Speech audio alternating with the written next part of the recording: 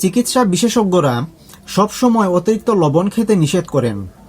অতিরিক্ত লবণ কেন শরীরের জন্য ক্ষতিকর, চলুন আজকের ভিডিওতে জেনে নেই। লবণ বেশি খেলে শরীরে পানি জমে রক্তের পরিমাণ বেড়ে যায়, ফলে রক্তনালীর উপর চাপ পড়ে উচ্চ রক্তচাপ হওয়ার ঝুঁকি বাড়ে।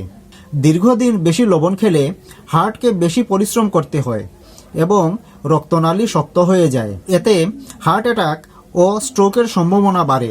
কিডনি শরীরের অতিরিক্ত লবণ বের করে দেয়, তাই লবণ বেশি খেলে কিডনি অতিরিক্ত কাজ করে এবং ধীরে ধীরে ক্ষতিগ্রস্ত হতে পারে।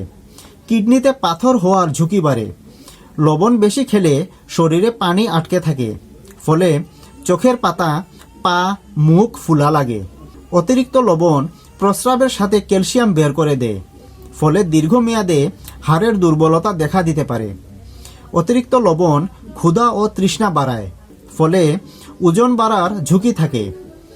অতিরিক্ত লবণ রক্তচাপ, হৃদযন্ত্র, কিডনি ও হাড়ের ক্ষতি করে, তাই কম খাওয়াই সুস্থতার চাবিকাঠি।